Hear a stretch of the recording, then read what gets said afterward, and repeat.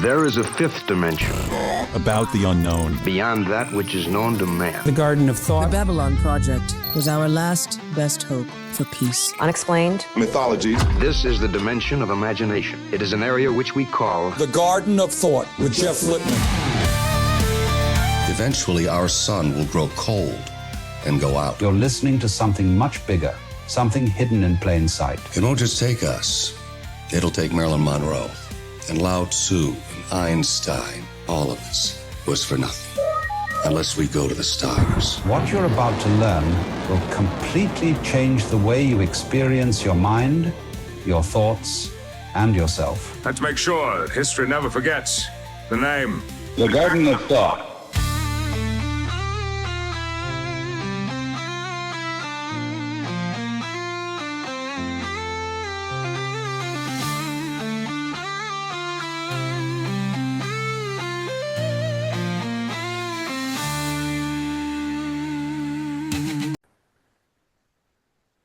And I am okay recording, yeah.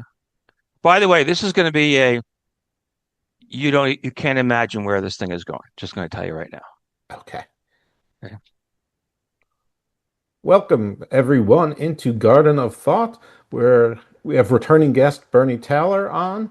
We're going to be referring to certain slides that I can see on the screen. Obviously, this is an audio podcast, so you can't see it.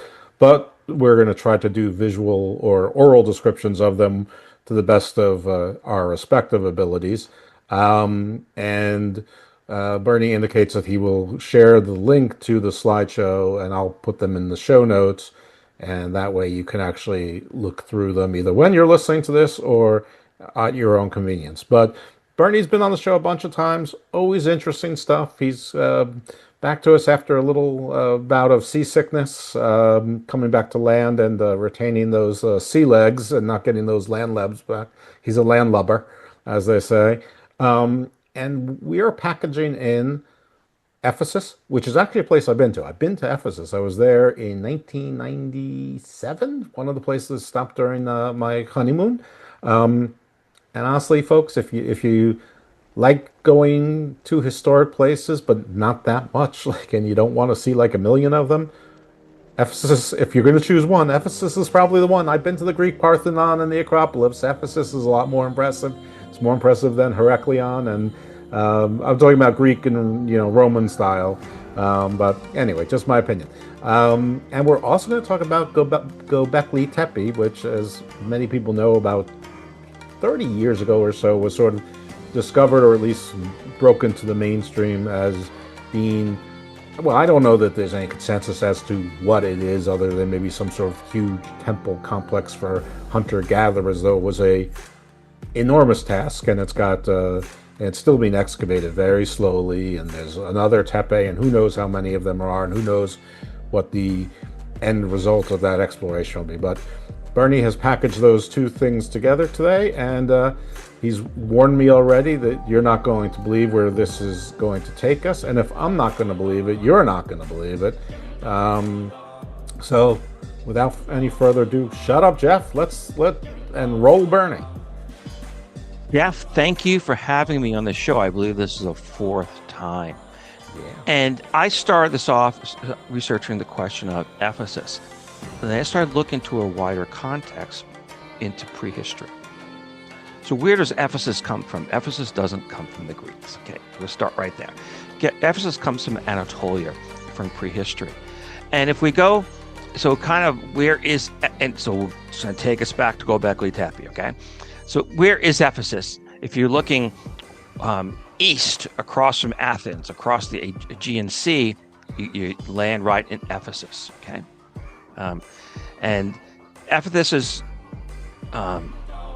known for the great temple of Artemis. You've seen pictures of it and all that sort of stuff. And we'll get to that a little bit later. Now, Ephesus is in current Turkey. It's not in current present-day Greece. And as part of Anatolia, or one could say Asia Minor. Asia Minor.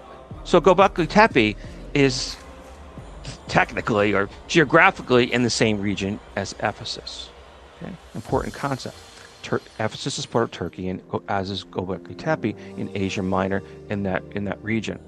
I have a question for you before we go too much further, and an observation. So first of all, folks, if you've seen the actual ruins of what people think is Troy now, and you were disappointed, but in your mind you imagined what the ruins of Troy should have looked like, Ephesus is probably your place. Secondly, on the actual question is, Anatolia, is a word that exists for basically sort of like the eastern coast of, western coast of Turkey, a little bit inland and sort of around, until you get to Greece. And of course, back then, Greece wasn't called Greece. I think they called themselves Achaeans, and at some point maybe Mycenaeans.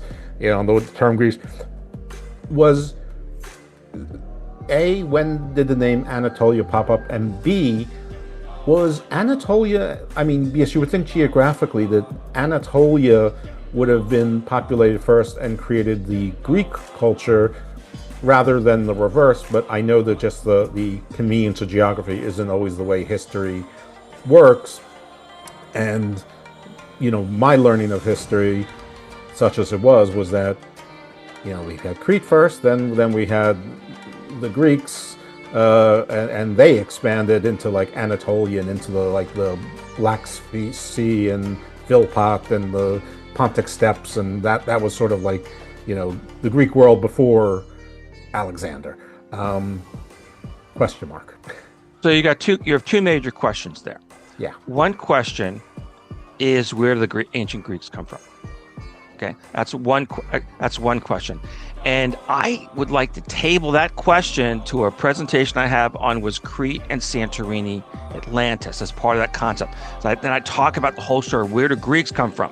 Where the Greeks say they come from versus the DNA evidence. Because there's DNA evidence throughout the whole thing. Okay, so it's its own monster. Okay, now the other question is where is Anatolia? And is Anatolia, in we'll call it historic times, prehistoric times, is the greater area that we call Greece. Okay, so Cappadocia is sort of central Greece, and that was part of Anatolia. So in the past, people called themselves Anatolians, or people referred to those in the region not as Asia Minor, not as people from Turkey, but rather people from Anatolia.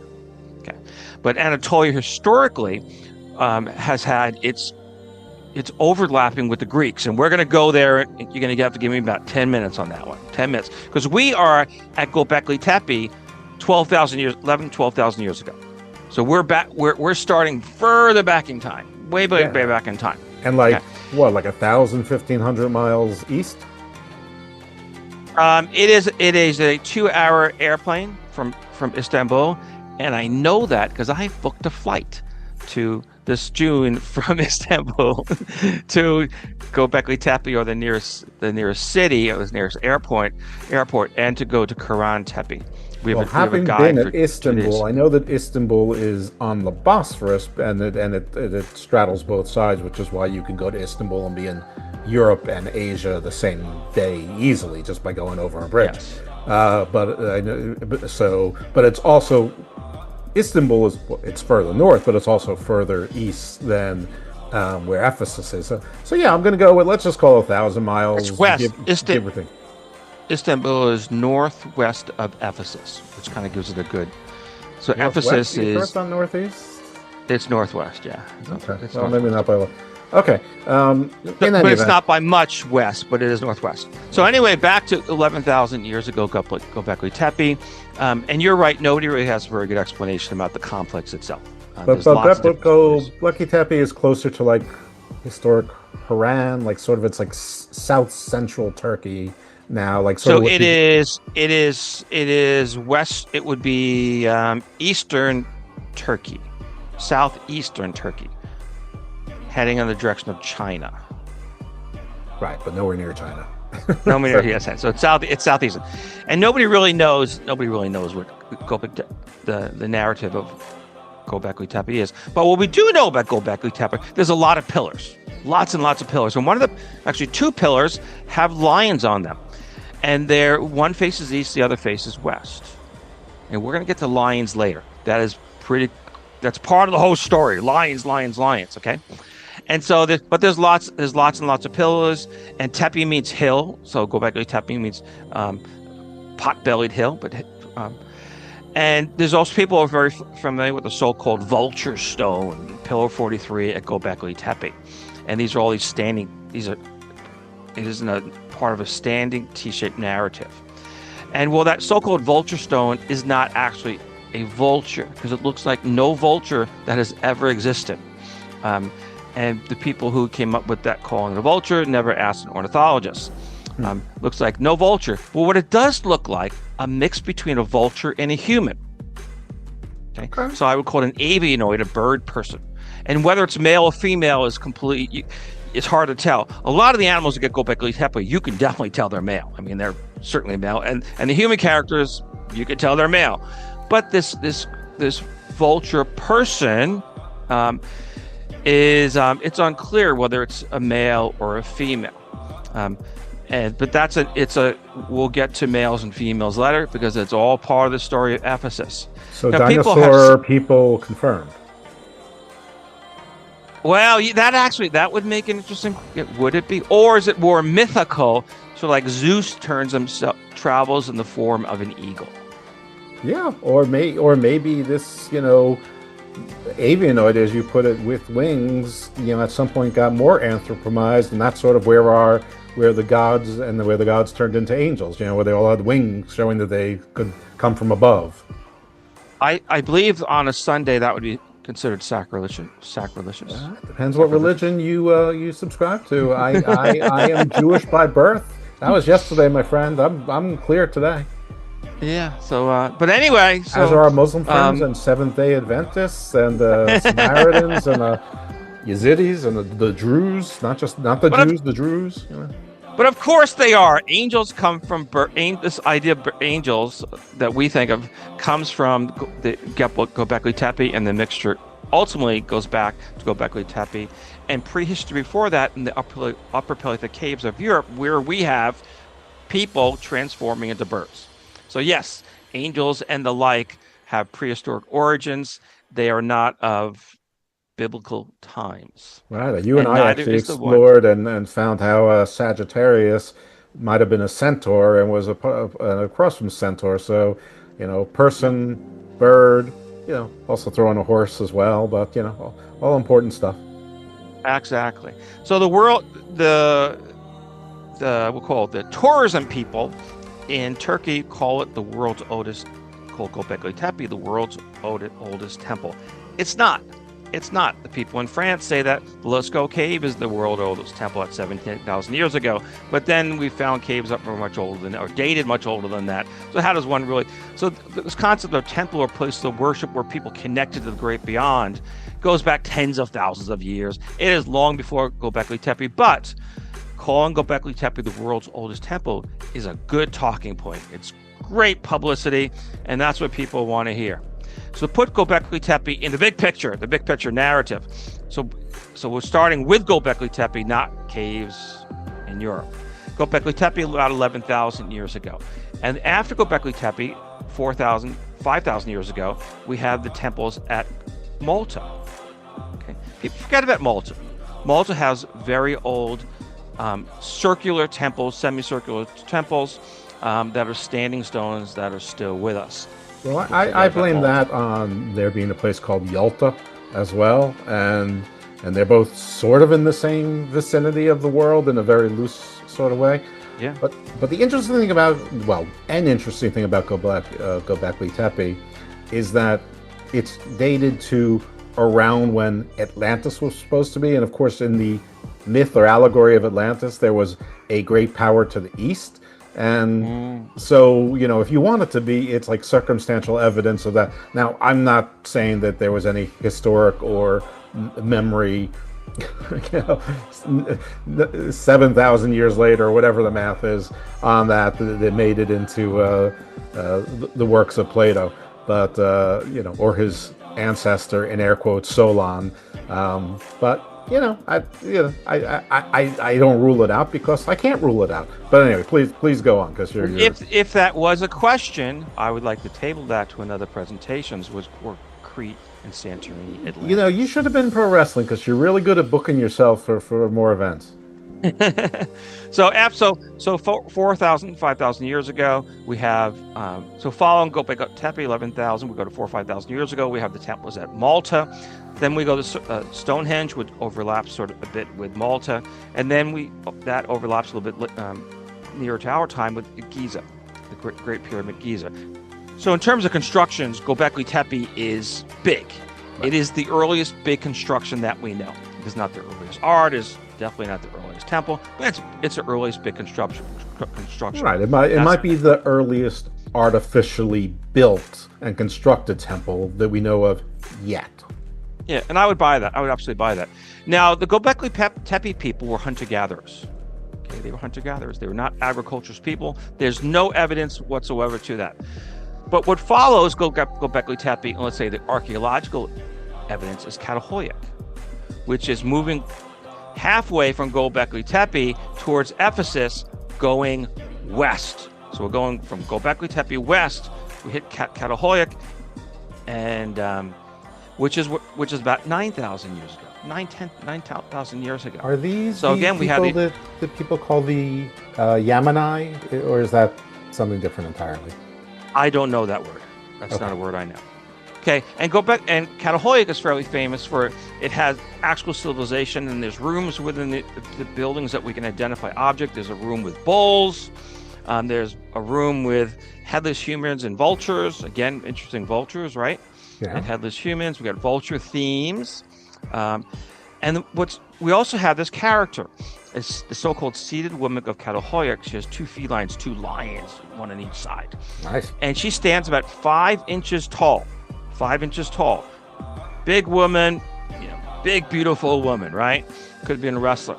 But she's got two lions on her side, one on each side. And visualize that in your head, everybody out there. This is the most important image in this whole program that we're going to visualize in your head. You got a fat woman sitting down, a lion on each side, okay? That's important. She's at Catalhoyuk. Okay. Well, recently, there was archaeological evidence that came out in the journal Science that showed the female lineages at Catalhoyuk. And what they found is that the houses were passed down through maternal lines. So they were matriarchal, an important concept. Okay. And so what they did is they studied the DNA. And not only did they study the DNA move from house to house, but they also studied the objects or the grave goods. And what's significant about Catalhoyuk is people buried their own within the houses. So you can trace from people over time. And if a maternal line left that house, it was replaced by another maternal line. So this is a matriarchal civilization. Important concept. Big fat woman with the lions on both sides. Okay. Changed over time. It could have changed from one family to another. But isn't that like dangerous, like for disease and whatever, that you have a body decomposing in your home? No, it isn't at all. So who knows if it actually decomposed? Well, actually, they buried it. They were buried in the homes. That is one that's been known about Catalhoyuk for a very long period of time. What this story came out in Science within the last 2 months about the DNA. So we are timely. I was wondering if that's where the vultures came in. The first they had them clean the bodies and take that, and then the skeletons would be, buried in the home or whatever. But I guess not. I guess they just buried a 6-foot grave or however far they went, and then buried it in, and your floor is back, and your ancestors are there, right there with you. That would be very speculative, but you are correct that there are people in the past that ceremonially the vultures ate the flesh and then carried off into the great beyond. So that was a thing. I knew that on the steppes and the Mongols and whatnot. What I can't, and I know a lot of Native Americans did too, which of course all first Americans are Asians. But I'm just trying to make sense of why the vultures are so venerated over other birds. Yeah, and I mean they obviously serve a necessary function of sort of eating the carrion and sort of keeping the area sort of neat and clean, kind of thing. So I was just trying to put those things together. in my simplistic, A to B to C logic. Well, in the ethnographic literature or evidence that we have of people who do in that work with vultures in that part of the world, that they're used ceremonially to take the deceased into the great beyond. Okay. So I would have no issue projecting that back to Catahoyuk. So Catahoyuk is very interesting because if you looked at it in its reconstruction, it would be a village. It would like a small town anywhere in the Middle East. Mm-hmm. Flat tops, walls, all that sort of stuff. This is not it's a village or a small town, one would say, versus a bunch of huts. It's actually construction. But what's most important about Catahoyuk is not just the matriarchal lines. Looks like Dothan. Looks like, when you see images of Dothan where like Elijah supposedly, had the hordes of heaven like face off the Syrians. Oh, yeah. This is something that would be recognizable among people in that part of the world today. Now, in addition, I should say, to the matriarchal lines, which recently came out in the media, is that Catahoyuk had agriculture. They had grains. They were farming them, whereas Göbekli Tepe they didn't. So we have now in this, let's say, 2,000-year period, we now have agriculture and evidence of it. Okay. So they were not hunter-gatherers like Göbekli Tepe. We can trace that agriculture from this part of the world, we'll call it Anatolia, across the Mediterranean. And so we can find that 8,000 years, we find it in Greece. And then we can find it in, Great Britain, 4100 BCE or so. We can find it in Ireland, 3800 BCE. So we can trace agriculture from Anatolia across the Mediterranean deep into Europe. And also, it looks like going southeast down into Mesopotamia, as well. Absolutely. So agriculture comes out of Anatolia. Fantastic. That's an important concept. So the Hoyuks, these hill sort of things, continue on, and there's one about 8,000 years ago. They had mixed hunter-gatherers and agriculture peoples, which means that people continued to hunt and fish, and gathered all sorts of stuff, in addition to becoming agriculturalists. And this site is actually, just a mile or so near Ephesus. So we've traveled across Anatolia from east to west. We're carrying this agricultural culture and these settlements. Very nice. So now we're getting closer to Ephesus. Hey, we're solving some mysteries of human cultural evolution. Absolutely, without any question of that. And so there were many peoples in the region during the period after that, and one of them were the Hittites. And the Hittites were there about 3,500 years ago. And many evidence of the Hittites. And one of the things the Hittites did was they made these reliefs within the mountains, the rocks, the mountains. And one of the reliefs is called, we call it today, Sibyl. It's called the Manisa relief as related to the place. And this Manisa Sibyl relief is about a day's walk north of Ephesus. So we're in the realm of Ephesus. We're in Anatolia, and it is a seated woman. It's a seated woman. There's no apparent lines, but it's a seated woman, and it's a thing. Okay. Now this relief probably overlapped with the time of the Trojan. It roughly overlaps with the time of the Trojan War, as you talked about earlier, which is north of Ephesus. It's probably not that far from. If you believe that the Trojan War existed. If you believe the Trojan War existed, or where the present day Troy excavation is, right. This is very near to that. So Sibyl, the sitting female, thinking back to the sitting female at Catahoyuk. We've got a theme. Catahoyuk, she's got lions on both sides of her. But Sibyl, she's still seating in the rocks. Okay. She has no lions. And I see Sibyl as Cybele. So what does that word mean or represent? Because no idea. No idea. Okay. I'm going to look that up. I'm going to look that up. Yes, wasn't there was a goddess or a nymph or something named Sybil with lots of personalities, which is where the book comes from. So we're gonna talk a lot about Liz Sybil, but I can't tell you where the word comes from. But Sybil is. I'm going to tell you this. I believe that seated woman at Catahoyok was Sybil. Okay. But we're going to get there. I don't want to get too far ahead of us. Okay. But at Catahoyok, in that matriarchal civilization. Okay, we're going to continue. So the story, if you go to Ephesus, you're going to hear about Andronicus, a prince of Athens, left his country to found Ephesus.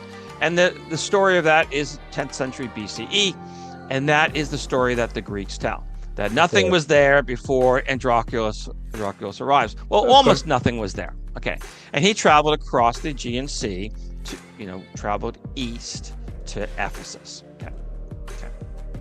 Well, and he was told of this place, not of the place itself, but you'll know the right place when a fish and a boar will show you the way. And that's what the priestess at Delphi prophesied. Right, and interesting, aren't they called the Sibyllines? Like that order of priestesses, or we refer to them as Sibyllines? I don't know that. Okay. I don't know. I'm going to look that up, though. I don't know that answer to that question. I don't know that. Okay. Now, when you went to Ephesus, you went to the Temple of Hadrian, and you saw the reliefs, the friezes, I should say. I do like knowing things that you don't know, but I don't know that you can't confirm whether I'm wrong or right. Yeah, that's right. Because right. I can confirm that I'm wrong or right. So when you went to this Temple of Hadrian in Ephesus, you saw Andronicus on a horse chasing a wild boar. And so these friezes that are on the Temple of Hadrian, and actually the original ones are in a museum nearby, but they're reproduced at the Temple of Hadrian at Ephesus. And they date to the 4th century CE. At the bottom there, is that a bull man beating, like putting a person prone, or is it just a bull, or is it a bull that's tied up? What is that? Are those ropes, or is that like a toga? What am I looking at there? You're looking at a man. That's a man. That's a man with a those sword, two horns there, a dagger. Yeah, I don't see the horn. I'm not sure about that. I'm not sure. I see horns, but anyway, and there's like a leaf right behind, like over the left shoulder, or a shield, maybe a shield. Oh, it could be a shield. Yeah. Yeah, and he's got a shield up. Now, what's important about this image to start with is Andronicus is on horseback and he's chasing the wild boar. Okay, and behind him, in support of him, is another warrior who looks like the one that's on the ground, and a nymph representing Hippelios, spring, and possibly Zeus. So he has people behind him. Andronicus is not doing this one on his own. Okay, he's not on his own. Important concept. Okay, we find it on another relief that's reproduced at the Temple of Hadrian, which you saw, and you saw the original one in the local museum. You have Andronicus with his dog. And next to him is Artemis and Apollo. So Artemis becomes a major character at Ephesus because the temple there was the Temple of Artemis. And we're going to talk more about the Temple of Artemis. But the Temple of Artemis is what you saw some remains of, the ruins of. But we're going to talk about Artemis. She's the goddess of the hunt, among other things, but that would be... Well, that is the narrative. I don't necessarily believe that narrative, but we're going to talk about that too. Okay. I don't believe that narrative at all. And so Artemis gets her temple at Ephesus, her major temple at Ephesus, and Apollo gets his temple, one of his temples, at Didyma, which is about a 17-hour walk south of Ephesus. And that became the third largest temple in the ancient world. Okay. And the Temple of Artemis at Ephesus was much larger. Okay. But most importantly is that's not really the Temple of Artemis. I'm sorry, Temple of Apollo. Everybody knows that the Temple of Apollo is at Delphi.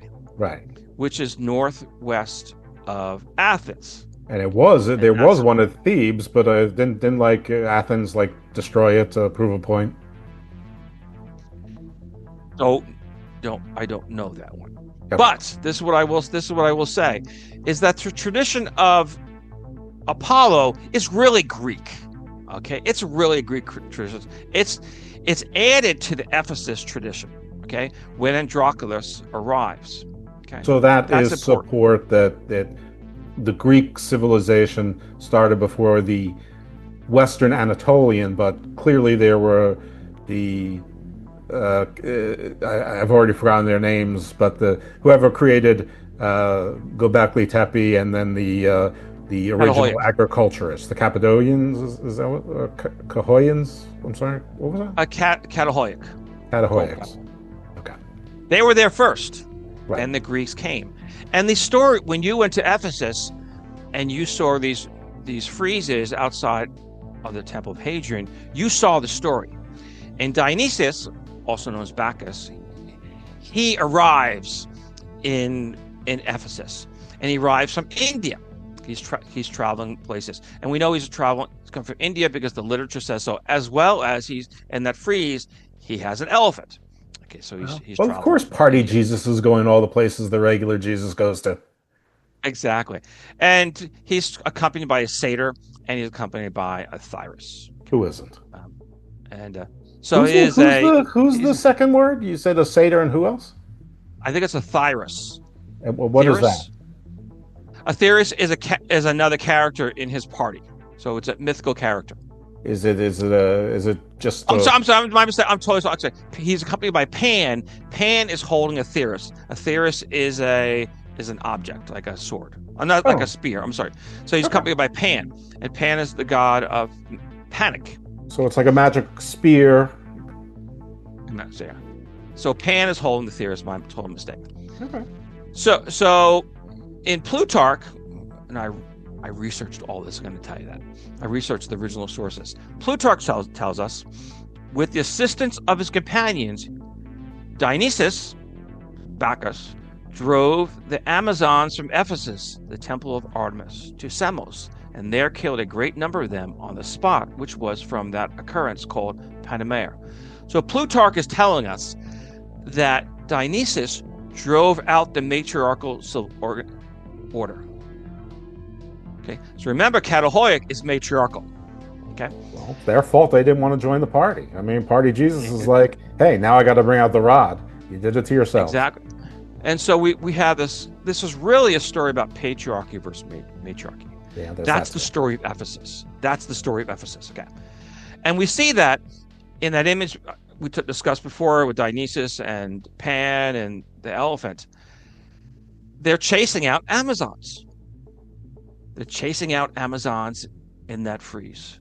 They're chasing them out of Ephesus. Okay, and so the Dionysus of the ancient Greeks become the presumed heroes and heroines, and the Amazons become the presumed villainesses. That's the story. That's the story that you were unconsciously given when you were in Ephesus, assuming that you were paying attention. Okay. It was 97, man. I don't even remember. that's the narrative. And so what happened is, if we can kind of this, there's an unconscious, and the unconscious we hear the mythologies, and we take in the art and literature, and that unconscious travels into our family traditions and becomes consciousness through education and codified laws. So Dionysus ends through the mythology. He travels around the circle of the unconscious into the conscious world, into education and codified laws. And patriarchy then becomes the law in Ephesus through this narrative of Dionysus, fed by the mythology. And that becomes the ultimate reality of the Greek reality. They've introduced the Greek reality through. So there was never Dionysus. There was, aka Bacchus, never existed. But they use Dionysus to integrate their norms, the Greek norms, into other civilizations and to reinforce their own. And that's what they did in Ephesus. There's another frieze at the Temple of Hadrian, which you saw, and you're obviously paying attention to, that has, we have Theseus and Hercules and Nike, all these major Greek heroes. And guess what? They're pushing out the fleeing Amazons. Yeah, Two images. Didn't Hercules get with one of them before they fled, or was that Oh, we're gonna get there. We're gonna get there. You're ahead of me on that one, and so the presumed heroes and the heroines of the story are the ancient Greeks, okay, and the presumed villainesses are the fleeing Amazons. later? Colonizers. That's the narrative. Well, exactly. So we'd say the Greeks invading foreign beliefs, and then the fleeing Amazons are the indigenous peoples. I think colonizers is a better word. Goes well with invading foreign beliefs. I think that's gonna like that. Thank you. That's awesome. So you got ahead of me. So yes, Hercules fights the Amazons in his ninth labor, and he steals the golden girdle of the queen Hippolyta. But he not only she offers to give it up first, and then he kills her, and then he kills the rest of the Amazon women. And so again, we have this theme. We have this theme of the patriarchy having a divine right over the matriarchy. Something's going on here. I don't know. So Diodorus. The more you get to know the Greeks, the less likable they are. By the Greeks, I mean the stories, the heroes and gods and goddesses of Greece. I don't mean people from Greece, and they're lovely, I'm sure. So Amazons is a big word, and Amazons was really code for matriarchy. And so Diodorus tells us in the western part of Libya, there was a race which was ruled by the women. They were the Amazons, okay? And they were superior in valor and eager for war. So Amazons were not like to say, I don't know. It's like they were not virgins. A distinct people. They weren't virgins, that was for sure.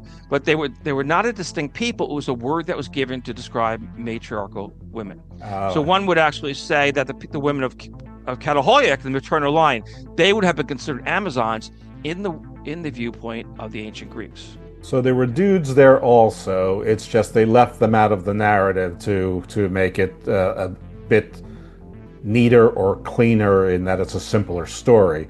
But it was really like Old Testament, where they killed all the women, men, children, babies, to the root, so to speak. Absolutely, unquestionably. But the concept is the Greek narrative is patriarchy, and they're pushing back on the matriarchy civilization, such as we found in Catahoiac, and was inherited down through what became the Amazons, mythical people, but were in fact the matriarchal lines in that part of the world. So Libya, Diodorus tells us there were Amazons in Libya, and Libya is an awful long way from Anatolia. Libya would be current Western North Africa. Okay. Now, so whereabouts of the Amazons in Asia Minor? There are three famous Amazonian queens.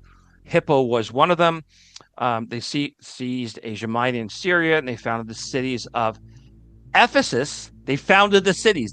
The Amazon women, Amazonian queens, founded Ephesus, Smyrna, Cyrene, and Myrene. So Ephesus, okay, is in the literature as being founded by the Amazons, and ultimately the Greek gods kicked them out. Okay, now sticking with the Amazons, because I think it's pretty, and matriarchy, I think it's pretty core to the story right now, you'd probably imagine. So there's in the hymn, the Callimachus, hymn 3 to Artemis. For you too, the Amazons, who are eager for war in Ephesus, besides the sea, set up a wooden image beneath an oak trunk, and Hippo performed. So the temple of Artemis is tied to this narrative we're going to see with the story of the Amazons in Ephesus setting up a wooden image beneath a tree.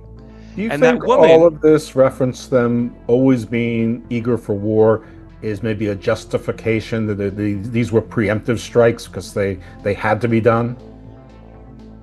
Preemptive strikes like in Iran right now? That's what you're kind of talking about. Well, let's just go with the old Bush doctrine. Yes. But yes, Yeah, I mean, whether it was accurate or not, they're saying they're always eager for war, so we had to clean them off our borders, and so we did it. Well, and our gods agreed, and they did it. They took care of it for us. So my read on the story, it is that I'm not a matriarchist and I'm not a patriarchist, okay? But my read is about matriarchy versus patriarchy. So in Ephesus, you saw the lady of Ephesus, also known as the beautiful Artemis. And next to her, as you remember, 2 lions. There are lions on her left and on her right. Okay? So think back, Catahoic, right? Catahoic. Well, she is not the only character with lions. There's also the great Artemis, who is next to her, and who stands about. But there's lots of Artemis. We're gonna get to that later. And on this, the so-called great Artemis has this architectural structure on her head. It looks like a temple, and on her breast she has these lions, nuts or fruit. And people have said the nuts or fruit are bull's balls. We'll get into that in a bit. They're not bull's balls. And below her waist are mythical characters. There's the griffin, there's honeybees, and there's goats. So the great Artemis has some different forms. And this whole multiple breast thing symbolizing her fertility, or their bull's balls, or whatever the story is complete, absolute bunk. And so I actually studied it. I looked at the question. And well, there's a bee there. There's a bee on her chest, and there's these they look like breasts, but they're not breasts. And they come out of an enclosure that's clearly of a plant. Well, they look just like oaks. They look just like Kermes oaks, which goes back to that story in Callimachus that we see that Ephesus, besides the tree, set up a wooden image beneath an oak trunk. Okay, ties in. So the story of Callimachus, the origin of the Callimachus story, had seen these Ephesus characters and came up with the narrative. Well, that's obviously an oak. And I have no issue with that. I see the lion also. So, wait on the line. Wait on the lines. We're gonna. Is this about, like, I don't know, agriculture? She's like the goddess that provides everything. Yes. She's got the oak. She's got the seeds. She's nature. Okay. She's nature. And the bees don't pollinate oak trees, but bees take pollen from oak trees to make honey. Sure. Now, it might not be an oak tree, because I've looked at, there's actually closer representatives, and that a pictorial representative, and one of them is a date palm. And so I'm okay if it's an oak or it's a date palm. I'm good with that.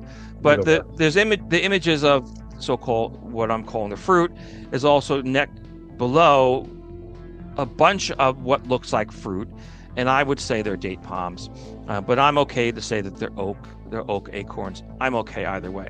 But if we go to the literature or the imagery of Ephesus, we see a bee on a coin, mm-hmm. and we see a stag, and next to the stag is a palm tree. Okay, and we see the same thing in another coin where there's a bee and there's a stag and there's a palm tree, and we can see on the both of these coins it says Ephesus in ancient Greek. And we can look at remember the great Artemis, the woman with the structure on her head, and she's got all these nuts, these fruit around her. I remember her from 90 seconds ago. Yeah. Oh yeah, she looks, if you from the neck down, she looks just like a palm tree. Kind of. Just like, and so my read is that the great Artemis is nature, including that of a palm tree. And that's my read. And so she doesn't look like the female version of the Green Man. That's actually a good one. I like that. And so she doesn't look like an oak tree, a Kermes oak tree, which the nut looks like. But I'm just like a palm tree. And there's still palm trees in that area in Ephesus. Now, where does the great Artemis come from? Because there was something before the great Artemis. And what we find in that area of the world is we have Sybil. And Sybil has the architectural structure on top of her head, same as the great Artemis, and she has either a lion on one side of her, or she's got a lion on both sides of her. Okay. Yeah, they're not even okay. Are they the same kind of lion? Well, they're lions. They're lions. And they're lions. I would say they're the same kind of lion. But the lions are obviously a lot smaller than she is, meaning that she's enormous. Right, Okay? she's a goddess. And of course, she's a goddess. And of course, we met Sybil earlier in the relief just north of Ephesus. Okay. Right. Except the one just how north of old is Ephesus Sybil? got rained on a lot. Sybil goes a long time before Ephesus. And I would say that Sybil is the seated woman at Catahoic. I mean, I'd bet the farm on that one. Does that mean that it traveled from one lineage to another? It doesn't. But the people in that part of the world may have dug up images, or they may have dug up more of these seated women of Catahoic, and that gave them the impression to carry on this tradition. Okay, it doesn't mean it carried on from mouth to mouth for 10,000 years or 9,000 years. I don't believe it. But it's not a hard concept. The great mother Earth, whatever. I mean that's a fairly frequent trope, so it's sort of easy to believe that maybe it would. I mean, which is also why maybe the names change. And with the lions on both sides of her. Now, you saw when we were looking at the fruit around the neck of the great Artemis, you said, well, there's a lion. Well, there's lions on both sides of the standing Artemises. I see that, yeah. They're there. And so I didn't see the second one before, but now I do. Yeah. Lots of lionesses. Okay. So whether the lion she's sitting and the lions is next to her, or she's standing and the lions are next to her, she's still flanked on her upper arms by lionesses. I think it's probably important to mention here that lions used to be a whole lot more common than they are now. They made it to every single continent except for Australia. We don't know about Antarctica. And there were lions of many different sizes, including mega lions that were, a lot bigger and stronger and faster than they are now. So the lions were always sort of the kings of the beast, even when they were roaming, aside from like 2,000 different varieties of saber-toothed cats. The lions were still the king of the beast. So, Jeff, am I starting to make you a believer that there's a matriarchal line from Catahoic, where lions on both sides and lions in the DNA of matriarchy traveling down through the Hittites and to Sybil in the mountain, and then Sybil as the statue, and then to the great Artemis? Am I starting to make you a believer? Well, you didn't have to convince me of the concept, because in the years of doing this show, it's been clear as day that at least at some point during much of prehistoric but modern man that we were matriarchal, if not primarily matriarchal, at least it was equal or more so. So it's an easy concept, and sort of around the time we moved from hunter-gatherer to agricultural, that the shift was sort of afoot. So it's very, which is strange, because you'd think it was otherwise, because you think, man, strong, hunt, but it wasn't that way. It was, I guess, even if man strong went out and hunt, it was the women who were making sure that everything was okay at home, like the wherever the camp was. So conceptually, you didn't have a lot of convincing to do, but I think I'm pretty convinced about the imagery and name drift and image drift is something that's seen repeated time and time again. So, and you've shown me stuff from 35,000 years ago where we still have images similar to that today. So, this 2, 3, 4, 5, 7,000 year span, that ain't nothing. Zach, so this is not a narrative you heard on your tour through Ephesus, was it? I have to be honest with you, I don't know. I was probably done with tours at that point. Probably was just walking around looking, going, this is really cool. It's really big. Why didn't someone tell me this is the only place I needed to go to look at stuff? I had never heard the word Ephesus before the cruise. And I'm like, wow, I could have done like more fun things in Greece than like seeing that ridiculous laser light show or whatever they do with the Parthenon, and it's like basically Siegfried and Roy without animals. But then anyway, enough about this. Isn't the Greek narrative. We are not covering the Greek in this presentation. Our discussion today, we are not covering the Greek narrative. We are covering the pre-Greek narrative. So very interesting is that around the neck of the Lady of Artemis, we have the lines a little on both preview sides. for those Grecophiles out there. File is a Greek word, by the way. That are angry about this. I'm supposed to be doing a show with my very Greek friend from Australia this Wednesday night. So we're supposed to talk about mythology, but you'll probably get a more pro-Greek perspective in just a few days, and it probably will be either the next show or the second to next show that you hear after this one, because I generally drop things in order, but I do have... Anyway, you'll hear one within the next 2 or 3 shows, hopefully. So around the neck of the great Artemis, we see yeah. the constellations of the zodiac: Pisces, Aquarius, Capricorn, Sagittarius, Scorpio, Libra, Virgo, Leo, and Cancer, all in the correct order. So these are all the animals in the correct order. Okay? It's just amazing to me that those same images in that order have survived this long. It's just, to me, it's just crazy pants. Well, they go back to 34,000 years ago in the caves of Iberia. Even more crazy pants. I mean, yeah. What this image, what the great Lady of Ephesus is telling us in this image of the constellations going around, sort of a necklace of sorts around her body, is that this is about time. There's a sense of time. Okay, what might that sense of time to be? Well, here's a good shot at this one.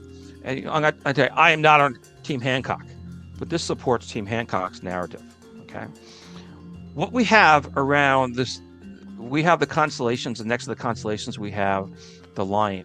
And I'm going to tell you, I have no issue saying that the lion is Leo. It's right next to the constellations. The age of Leo was 12,000 years ago. At the time of Göbekli Tepe. Makes sense. The earlier age of Leo. What does the age of Leo mean for those who don't know? It means that there's a roughly 27,000 year cycle in the zodiacal constellations, and we are entering the age of Aquarius. We're now currently in the age of what are we? We're currently Pisces. in the age of Pisces. Yeah, we're currently at Pisces. What does that mean? What defines? Oh, actually, as the zodiac crosses over time, the Earth spins like a top, and it crosses the prime meridian. Becomes the defining line. As it crosses, that becomes the new age. Okay. So that actually has to do. The zodiac sign that's on our horizon is the age. It's the one that when we meet it, that becomes the new age. Okay. So this is astronomy. This is not astrology. So you could track your ages of time as it passes 27,000. These zodiacal constellations travel 27,000 within their segments within the 27,000 year cycle. That each becomes their own age, their own segment in time. And so now we're in Pisces, and the next age will be Aquarius. The age of Leo was 11 to 12,000 years ago, which is the time of Göbekli Tepe. Now, it's just like, I'm not in Team Hancock, I'm going to tell you right now. But this is what I will say, is that the people at this time, they believed that Leo, this is tied to the age of Leo. If you go back to the Giza pyramids, you have the Sphinx. And the Sphinx is obviously some sort of a lion. And Team Hancock has said, well, that says that's the age of Leo, and that the time of Atlantis, going back to your question earlier, the time of Atlantis was in the age of Leo, and that they line up the pyramids to Orion and all that sort of stuff, which is complete utter nonsense. Right. What they're saying is that it wasn't made. The truth is the pyramids were not made in the age of Leo, but people in that time believed there was an earlier time in the age of Leo. So these people at Artemis, the temple of Artemis at Ephesus, in their symbology, their iconography, with the constellations and their lions, they believed there was an age of Leo, and they tracked it back. Through the constellations. So the math. So that doesn't mean that the people of Catalhoic knew there was an age of Leo. It means that the people in the time of the ancient Greeks, and as shown symbolically, iconography on the Lady of Ephesus, they could count back the time, because they could count back the time at the time of Ephesus. They could do that, but the math wasn't exactly right. But they had their ways. Actually, their math isn't as good as it is today, but their math was good for their time. They knew there were earlier ages, and they thought the earlier ages were based on the zodiacal constellations, and they believed that one could travel through these zodiacal constellations to tell you the earlier periods. Leo, tying into these zodiacal constellations, would suggest that they believed that this earlier time period was in the age of Leo, in the same concept as we see with the Giza pyramids. Okay, and it doesn't mean that it was. It's what they believed, and the people of Catalhoic maybe didn't believe that. They didn't have that concept. People of Catalhoic knew about constellations, but they would not have known about They may not have known about the zodiac. And there's more than one reason to venerate a lion or to put a lion as a guardian, because again, it was the king of the beasts. The lions were vicious. They were scary, just like, bulls, big, strong, mean things. I don't disagree with that, but the lions are actually small relative to the human characters, and the lions are looking on both sides at the zodiacal constellations in the correct order. It's not an accident. I'm talking about the Sphinx more than. Oh, so the Sphinx. Remember, the Great Sphinx was before these nice people at Ephesus. Mm-hmm. So the knowledge was known before Ephesus. I would say that knowledge was shown at the Great Sphinx. That doesn't mean somewhere like a lion-headed humanoid, like figure, statuette, maybe a toy. Yeah, maybe Germany. In Germany. Yeah. So that these people didn't. So actually, my impression is that that lion into Germany, I can't pronounce. I believe it's a bear. Okay, but that's a different story. I don't think it's a lion. But you asked me a question before about Diana of Versailles, Artemis, goddess of the hunt, and if she is the same as the Lady of Ephesus. I don't buy it. I don't buy it at all. In fact, I would say like zero, because the Lady of Ephesus is a woman at peace, cosmic peace with nature. She has the zodiacal constellations. She has whether acorns or their palm fruit. She's got fruit around her, and she's got bees on her. Whereas Artemis, goddess of the hunt, she's a hunter. I mean, she's the huntress, right? She is not a woman at cosmic peace with nature. Completely different mythologies. And I believe that the Greeks put these two together, and that the Lady of Ephesus goes back to at least to Catalhoic, 10,000 years ago. So Artemis is the goddess of the hunt, but the fact that she is called in Sibyl or the Lady of Catalhoic, that is just Greeks putting a familiar goddess head on top of someone else's and sort of usurping it. The Greeks put their Diana on top of Artemis. Exactly. Well, Roman is Diana, but Greek is Artemis. Whatever, yeah. Artemis. They put it, so the Sibyl is really Artemis. Okay. And then the Greeks put Artemis or the Diana on top of Sibyl. Well, what you're saying is that Sibyl is her own goddess. Yes. It's just when the Greeks got there, they're like, we're not going to tear this down. We're just going to call this Artemis, and you all are too, or we're going to stab you with our nice sharp bronze swords. Exactly. You're getting the message. And now, if we look at the Lady of Ephesus with the lions on her side, and she's got the fruit around her chest. She's got the zodiac characters and all over her.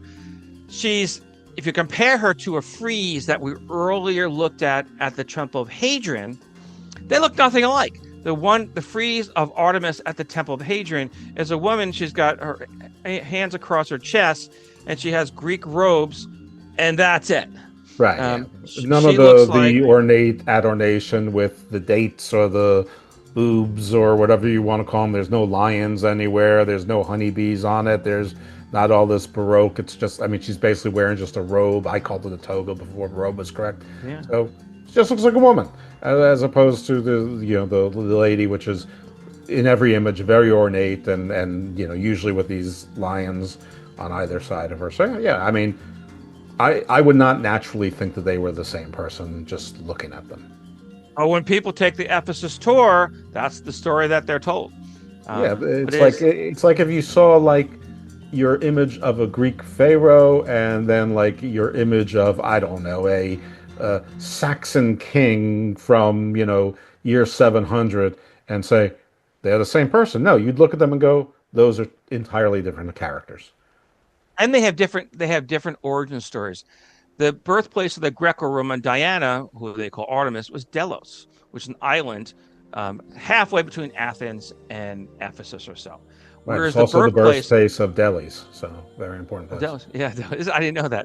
Yeah. But the birthplace of the Ephesian Artemis was a sacred grove of Ortygia. And of course Delos is Jewish, and they had the corned beef and the pastrami. Which is south of Ephesus. On Anatolia. A question: is a Reuben kosher? Yes. As long as there's cheese and meat, doesn't it? Oh no, there's cheese on it. No, it's definitely not kosher. Yeah. Then where's the name Reuben come from? Why would a Reuben be German? It's German. Oh, by that one. Listen, but most Jewish people are not kosher. That's a giant myth. I assume that most Muslims don't keep halal either. I mean, so it's kind of similar. But yeah, even in Israel, most of the Jews don't keep kosher. I remember I was in Israel once, and it was during Passover, and we were in Jerusalem, and they did keep kosher during Passover, and like we couldn't wait to get to Tel Aviv only because we could have bread. Yeah, we could have cheeseburgers. We could have food. Like I was really tired of just eating schnitzel all the time because that's the only thing I could find that I could like. Absolutely. I mean, so there 15, was, my dietary palate was not very wide. In the time of the ancient Romans, they actually debated the concept in the Senate of whether the Ephesian Artemis at Ortygia was in fact the real one versus the Delos Artemis narrative. Would they come up with? Debated this issue. So so just as we are discussing today that Bernie says the Greek Diana and the Greek Artemis is not related to the Ephesian Artemis, people talked about this in the past because it was just as absurd then what it is today. So what most people know about Artemis is the third temple of Artemis, and there's a model of it, but we have very few pieces left of it. In fact, there's a pillar and a half of what one could see when one goes to the area of Ephesus. But it was once a great temple, one of the great wonders of the world. It was burned down on the day of the birth of Alexander the Great by this fellow because he wanted to be famous.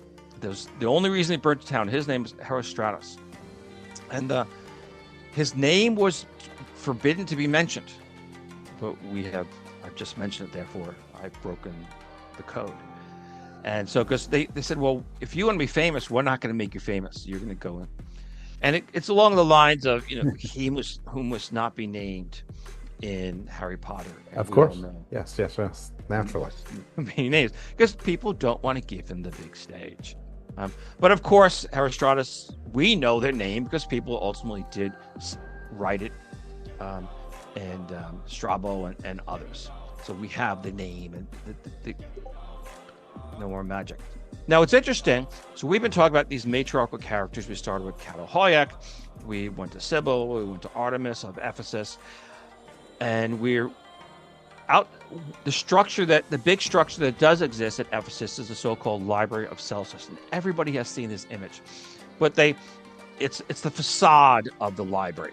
But what most people can't actually see by looking at this big facade of the library, at least from the pictures, is that there's 4 women. And there's the wisdom of Celsus, the statues of 4 women. There's the wisdom of Celsus, which is Sophia. Arete is the virtue of Celsus. The episteme is the knowledge of Celsus.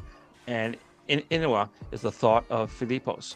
So you have, outside the library of Celsus, we don't have Plato, and we don't have Socrates, and we don't have Aristotle. What we have are 4 women. And the 4 women are literally become the pillars of the library of Celsus, which is during the time of the Romans. So the matriarchal concept exists through this concept. And so we can start 11,000 years ago, go back to Tepe, and I can't tell you if the vulture person is a male or a female. I can't tell you. I can tell you that there's 2 lions that go back to Tepe, and they face in opposite directions. I can tell you that the woman seated, the fat woman at Kaiholyak, is flanked by 2 lions, the big woman. I can tell you that one lion has a mane and one doesn't in at least one of the images. So possibly. I can tell you that sometime after that, the Amazons were there, at least mythologically. And were they an extension of the seat of the woman of Katahoy? Possibly. And I can tell you that 3,000 years ago, Sybil becomes in the rock at the time of the Hittites, and roughly the same time as the Trojan War. I can tell you that roughly 4,000 years ago, or 3,000 years ago, we have Sybil, and Sybil is seated with lions on both sides. And following her, I can tell you that the Lady of Ephesus is standing with lions, and/or she has lions on her arms. And then I can tell you that just before at the turn of 110 CE, we have the female statues at the Library of Celsus, which give women as the front runner. So how does this? We've talked about how this started. How does it actually end? Because it doesn't end at the Library of Celsus. It continues on. St. Paul the Apostle, who you probably heard about during your time at Ephesus. The narrative is that St. Paul thought the whole thing was evil. And he criticized the Ephesians for their statues, especially their Artemis statues, because these Artemis statues were all over the Mediterranean because it was a big business to sell them. It was a good business. So St. Paul gets kicked out of Ephesus, and he writes from a distance, and that becomes the letter to the Ephesians. Okay. Now, these statues of Artemis were all over the place. There's one at Hadrian's Villa near Rome that is currently in the Vatican museums. So apparently the Pope has said it's okay now. Right, and folks, St. Paul, if you don't look at the slides, birth date 5 Common Era, death 64 Common Era, so 1st century AD. Exactly, actually. And so St. Paul, so you can find these Artemis statues all over the place, and you can find them in the Vatican museums. And I went to the Vatican Museum, and I saw that, and I was kind of surprised. Kudos to some Pope a long time ago who brought that indoors. Okay, but an interesting concept. I believe that Paul the Apostle, St. Paul, missed the long game in his communication with the Ephesians, because everywhere you go now in the Christian world, you find statues. You have Jesus, Mother of Jesus. You have Mary, Mother of Jesus. You have Jesus. You have all these saints. You have dozens of saints that have statues. And that St. Paul said to them, if you put these statues of Artemis on the side burner, you can sell all kinds of other statues of what is to come of Mary and Jesus and all these saints, because he wasn't selling the long game. Okay. But of course, St. Paul the Apostle is now a statue at St. Peter's Basilica. So what he said to the Ephesians that you cannot be by having this idolatry, he himself becomes such an idol. Right. And I mean, Judaism, not so big on idolatry. Islam, not so big on idolatry. Christianity, I guess, adopted idolatry as pretty cool, and capitalism has adopted idolatry as pretty cool. And then we got the the gospel of prosperity, which has, well, ruined the world, or at least America, which ruins the world. So anyway, there we go. The Just story history of the continues. world. Actually, the story nears its end. Yeah. Near to Ephesus, in the 19th century, there was a German woman. She was a visionary, and she saw. Actually, she was in Germany at the time, and she had a vision that Mother Mary, um, her final resting place was near to Ephesus. Well, she wasn't German because there wasn't a place recognized called German, but it was in what the Romans would have called Germania. So she was probably in Prussia Well, or this is Hesse. no, this is 19. This is 150 years ago. Yeah, there wasn't a Germany yet. There was still, Okay, it was. You're right. It wasn't Germany. Okay. there's So a what whole bunch of we today call principalities Germany, and duchies yeah. and, So 150 years ago, what we today call Germany, a Catholic nun, Anne Catherine Emmerich, had a vision, and in that vision, she saw the final resting place of Mary. And one can take a tour. If going to Ephesus, you can also go to visit the house of the Virgin Mary. So again, we've come back to these maternal lines. I mean, if you think anywhere in the world you would have the house of Mary, well, why not go back? It's spiritually there, or unconsciously there, or something like that, because we're going way back in time. So the Mother of God went back to the place of the Western Earth Mother goddess, and sort of to close the loop there on that one. She closed it. It's amazing that this visionary nun found that inspiration. And I bet people debated that for weeks, if not months, before they finally came up with that. It's like putting Diana Artemis on top of Sybil. They have now put the Virgin Mary on top of Artemis, basically. And so outside of the shrine of the Virgin Mary in her house exterior, there is a replica of her, a replica of her statue, her idol, that is in her house, that one is not allowed to take pictures for all the obvious spiritual reasons. Well, in like 400 or 500 years, the only debate will be whether it was the Scarlet Witch or the Black Widow that was put on top of that, as Marvel rules the world. Exactly. So or which Disney princess that is. Exactly. So the Temple of Artemis that we have in Ephesus is one of the 7 wonders of the ancient world, and one of the few that are. The Giza we can still see. The lighthouse of Alexandria is that people are taking out, surfacing it. But the statue of Zeus Olympia is gone. Hanging Gardens of Babylon, it's a question if it ever existed. So it's the one that, as you said earlier on, that it's there. If you want to see the ancient world, Ephesus is the place to go. Now the Temple of Artemis is not there, but the rest of it's in pretty good shape. And so is Ephesus a continuance of prehistoric Anatolian wonders? And I would say, yeah. So going back to Göbekli Tepe, where we started 11,000 years ago, we went to Çatalhöyük 9,000 years ago. We went to the Kırıkkale, just outside of Ephesus, at 8,000 years ago. The third Temple of Artemis, 2,500 years ago. And so it's a continuation of the process. And it's a continuation of process because it's a continuation or expansion of agriculture. Elements of civilization developed in the area of Göbekli Tepe. Agriculture was born out of Çatalhöyük in that region. And so going forwards, it's that agriculture and trade expanded out of that area. And that's why these are all tied together. It's not a singularity. So that's kind of a summary. So Ephesus has its roots in prehistoric and ancient matriarchal Anatolian civilizations. What we refer to as ancient Greek, or a mix of the surrounding cultures, mix and matching. And the Greco Roman Ephesians maintain themes of matriarchy, of actually not matriarch, but strong and knowledgeable females in their establishment of a patriarchal state. They gave something, but they kept the power. And Anatolia has played an important role in the human story. Now, did I keep my promise, Jeff, that I would completely change the way that you thought about Göbekli Tepe in Ephesus?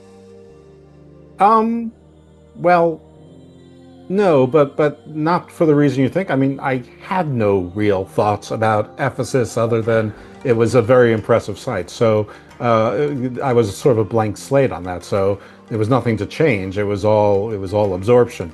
As far as Göbekli Tepe, yeah, I really didn't know where it fit into this continuum. And I'm really excited to learn like the rest of the world is as more information emerges about Göbekli and Karahan and what I figure will probably be other tepes or other words will come up for similar or maybe very different kinds of constructions that are older, and as we constantly try to make sense of a world which really doesn't need to necessarily make sense in the way we want it to all the time.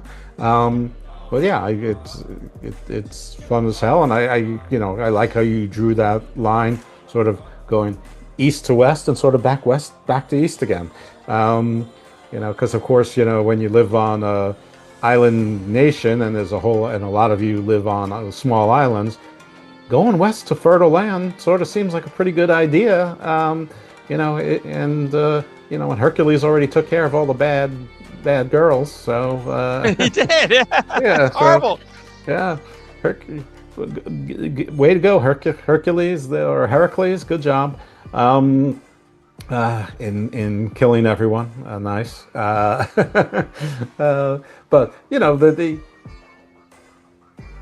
sensibilities and and the concepts of what was good was victory. I mean, I think that they said it best in Conan the Barbarian, who I understand was quoting an alleged Genghis Khan quote. So, if anyone's watched the show Vikings, you know that, fame and glory is about winning, and it really doesn't matter how you win. It's just winning is how you get closer to godhood, and because fame makes you immortal. Blah blah blah. So yeah, very very cool. Oh, and look at you! There's your publicity photo. Yeah, that was in Spain 3 years ago. Indeed. And I need to start wearing makeup or something. I'm looking older. I think, well, that's Working. generally what happens, unless you end up, eaten by the vultures and buried under your, your kids', living room.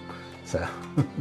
So there are still people today that, in that part of the world, there's a religion, I just forget the tip of my tongue, that they do sacrifice their dead through vultures that then carry them into the great beyond. Yeah, And I'm sure it's a name that it's at the tip of my tongue. But it is a thing, undoubtedly. And yes, we need to return. You asked a valid question about the story. Where do ancient Greeks come from? Because there's DNA about that now. And how does that tie into the question of Atlantis, which is also put into that same sphere? And a good way to look at it from my perspective is from the perspective of Crete and Santorini, which are all allegedly tied up in the Atlantis story. Yeah, sold. I mean, the only question I have is, where does mighty Thrace figure into all of this? Where's Thrace? The Thracians, I don't know. I have some answers, but I don't know that one. That's all right. So Jeff, we've done well, and I'll get you the PDF, and you could somehow forget, and then I can send you the PDF, and somehow you'll figure out to put it in the show notes, correct? If you just give me an active link that I can click on, I will just copy and paste it in the show notes. Okay, that's it. I'll send you a link, and you'll work on that. Yeah, and also actually, a screenshot of this page here. Your biography and all your social media handles would be good. Also, I can put that in there too. I know that you should know this, but you probably forgot. What song do we have for this one? Obviously something about Women. Women, yeah. I mean, clearly it's a woman. I'm not a matriarchist and not a patriarchist, but this is about the story between the two. So something at matriarchy and women. So what was that song? I am a woman, I'm strong. I mean, that would probably Oh, work the with, Helen Reddy one. yeah, that would definitely. And I'm not, they're fundamental. Matriarchy and patriarchy are fundamentalist views, which I'm not obviously not a fundamentalist. It's just a song. But it's just a song. I believe that the ancient Greeks did a disservice. The Greco Romans did a disservice to women in history, and they're not the only ones. It was a power. It was a power game. It was a power game over matriarchal cultures, which were represented as mythological Amazonians. Right. That is if anything, that is the lesson that we learned. Who were eager for war always. I mean, I think that clause is deserves a little bit more attention because we're the victims here. We had to do this. Exactly. Yeah. The preemptive strike sort of stuff. Yeah. That's right. And, good stuff, Jeff. Yeah, thank you. All right, so I guess we're going to be hearing some Helen Reddy next. You can find Bernie at www.beforeorion, that's one word.com. As I said, I'm going to post a lot of his other stuff in the show notes. He's been on the show before, so you should check out his prior stuff. This, like I said, this is at least his fourth appearance. It might be more like fifth or sixth of this one. I'm not sure. He might be going up for seventh wonder of the world as being one of the 7-time guests. Anyway, if you're here because you're a fan of Bernie, or you got here by accident, or you've learned about the show from Wrestling Soup and Friendos, or PUWF, or the Sports Jedi Network, or any other places that sort of I've been hanging and banging lately, welcome. Thanks for being here. Subscribe to Garden of Thought. It's wherever podcasts can be found. We're not on YouTube yet, but I've sort of now convinced myself that everyone who's been trying to convince me to do that are right. So that might be coming. I always say might because I don't know. But you'll get shows like this. You'll also get shows sort of like that maybe are a little bit more current in that, I had a former member of the Iranian Revolutionary Guard on the show. Believe me, I never thought I'd speak to someone like in that position. I've got one of my immigration attorneys lined up to talk about what's going on there. We have some authors who do science fiction and other things, and some professors and independent researchers, and anything you can think of, and plenty of geek culture as well. And of course, my little guilty pleasure where I have a co-host that's in wrestling or was in wrestling, and we talk to our guests who are in wrestling or were in wrestling. And, hopefully we touch on non-wrestling things, whether they're deep or whether it's deep like where are the best cheesesteaks and like why does everyone... For this edition of Jeff Lippman Garden of Thought podcast right here on Sports Jedi Network Media Family, in collaboration with Jeff Lippman of the Wrestling Soup and Friendos.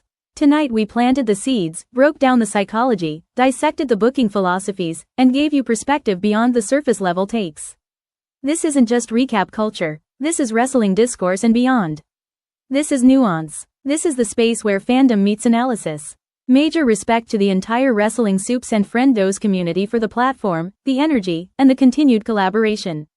And to everyone rocking with the Sports Jedi Network, your support keeps independent wrestling media and more alive and evolving. If you value thoughtful wrestling conversation, do us a favor, follow Jeff Lippman Garden of Thought, of the Wrestling Soups, and Sports Jedi Network on your favorite audio platforms.